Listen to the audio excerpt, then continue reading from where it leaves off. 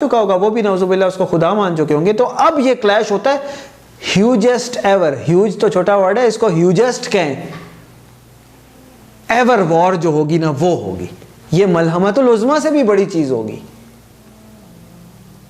اور اس میں پھر وہ جنگ ہوگی کہ اللہ اللہ اللہ اللہ.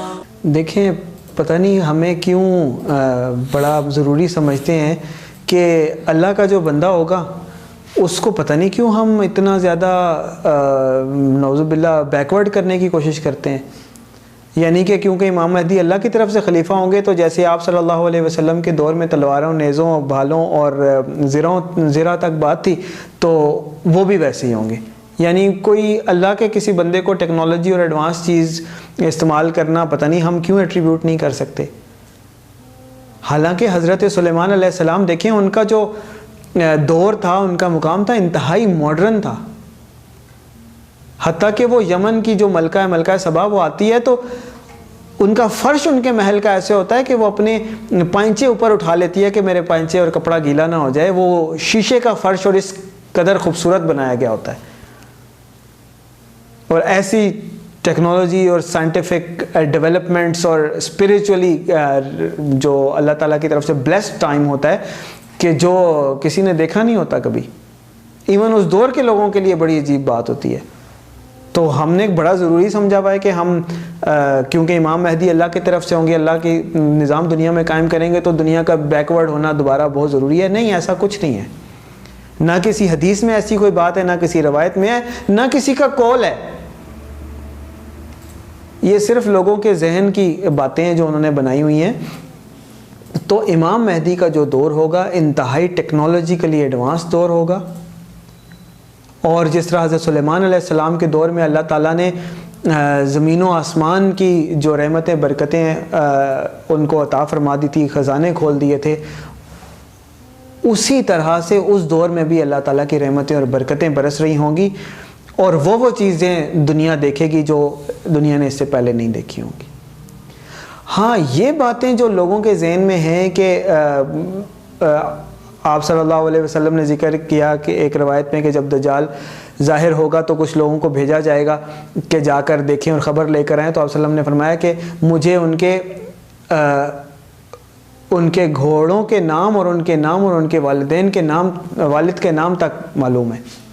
او کما قال اللہ تعالیٰ کبھی بیشی معاف فرمائے. تو لوگ ان الفاظ سے یہ سمجھ لیتے ہیں کہ بہت ضروری ہے کہ جی گھوڑوں پر ہی سفر کریں. تو اس کے بارے میں پھر آپ کیا کہیں گے جو آپ صلی اللہ علیہ وسلم کی روایت سے ہمیں معلوم ہوتا ہے کہ دجال جس گدھے پر سوار ہو کر آئے گا اس کے کان سے لمبے ہوں گے. وہ کون سا گدھا ہوگا؟ وہ تو جہاز کی بات ہو رہی ہے کہ جس کے اوپر وہ سفر کرے گا.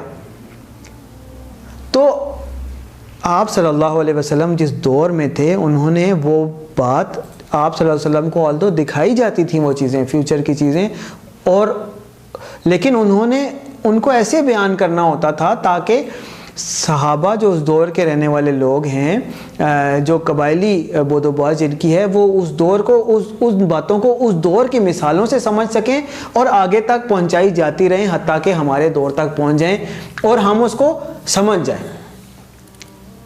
تو ان گھوڑوں کی اور جو تلواروں اور نیزوں کی جہاں پر بھی بات ہوئی ہے زیادہ تر وہ مثالی باتیں ہیں تاکہ ہمارے دور کے لوگ ان باتوں کو سمجھ کے ان کو نشانیوں کو اچھی طرح سے آج کے دور کے حساب سے امپلیمنٹ کر سکیں. جہاں تک بات یہ آ جاتی ہے کیا فیوچر میں کبھی ایسے بھی ہوگا کہ تلواروں, بھالوں, نیزوں سے جنگیں لڑی جائیں گی؟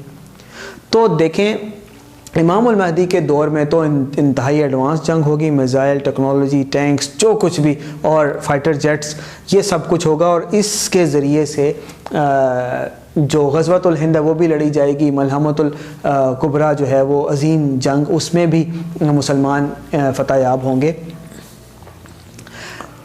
لیکن اور اس کے بعد کیا ہوگا کہ پھر جب مسلمانوں کی حکومت دنیا میں قائم ہو جائے گی تو 7 سال تک امن رہے گا, اور زمین اپنے خزانے کھول دے گی, آسمان اپنی بارش کا سب برسا دے گی, اللہ تعالیٰ کی رحمتیں برکتیں ہوں گی, کوئی پریشان حال نہیں ہوگا. وہ 7 سال کے بعد دجال ظاہر ہوگا, 7 یا 9 سال روایات میں آتا ہے. اب اپارٹ فرام ادر ڈیٹیلز, دجال کے ساتھ مسلمانوں کی ایک بہت بڑی جنگ ہوگی. مسلمان اس وقت کون ہوں گے؟ دنیا کے رولرز. ساری کی ساری ٹیکنالوجی، سائنٹیفک ڈیولپمنٹس، ایسی چیزیں جو ہسٹری میں انسانیت نے نہیں دیکھی. اور اس طرف دجال ہوگا جس کے پاس نعوذ باللہ وہ پاورز ہوں گی کہ جو نعوذ باللہ پروف کرنے میں کامیاب ہو جائے گا، لوگوں کو کنونس کرنے میں کامیاب ہو جائے گا. پروف تو نہیں کرے گا، وہ جھوٹا دعویٰ ہوگا، کنونس کرنے میں کامیاب ہو جائے گا، جھوٹے طریقے سے اسکیم کرنے میں کامیاب ہو جائے گا کہ وہ نعوذ باللہ خدا ہے. تو امیجن کریں اس کی پاورز کتنی ہوں گی. اب یہ یعنی کہ زمین کے اوپر ایسی پاورز جو خدائی دعوے کر سکے. ایون فرعون نے بھی خدائی دعوے کیے، لیکن وہ پاورز تو فریکشن آف پاورز نہیں تھی جو دجال کے پاس ہوں گی. جہاں چاہے گا بارش برسائے گا، جہاں چاہے گا لوگوں کا رزق روک دے گا. اس کے ساتھ جنت ہوگی، جہنم ہوگی. جو اس کی بات مانے گا اس کو جنت دے گا، اس کو خزانے دے گا، رزق دے گا. جو بات نہیں مانے گا اس کو خدا نہیں مانے گا، اس کو آگ میں ڈالے گا، تکلیف میں ڈالے گا. 100 پاورز ہوں گی. حتیٰ کہ روایات میں یہ آتا ہے کہ ایک شخص کو آرے سے ذبح کر کے 2 ٹکڑے کرے گا اور پھر دوبارہ جب وہ مر جائے گا وہ شخص تو اس کو دوبارہ زندہ کر دے گا.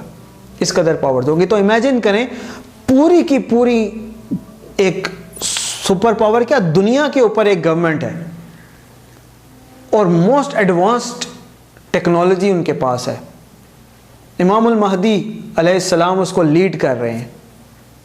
اور دوسری طرف نعوذ باللہ خدائی پاورز والی چیز. اب یہ دونوں کا کلیش ہوتا ہے تو کیا ہوگا؟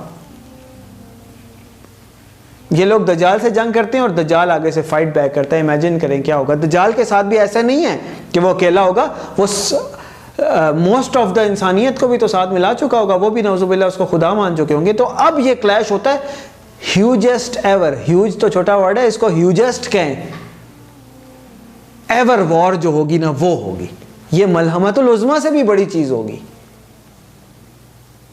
اور اس میں پھر وہ جنگ ہوگی کہ sorry missile, technology, scientific developments, ہر چیز استعمال ہو جائے گی، کچھ نہیں بچے گا. دنیا کا نظام دھرم بھرم ہو کر رہ جائے گا. بجلی، پانی، مواصلات، ہر چیز ختم. اب پھر دجال جب حضرت عیسیٰ علیہ السلام آسمان سے تشریف لائیں گے تو پھر دجال کو قتل کر دیا جائے گا. پیچھے جو دنیا رہ جائے گی اب وہ دنیا وہ ہوگی کہ جس کے اندر ٹیکنالوجی نام کی کوئی چیز نہیں ہوگی.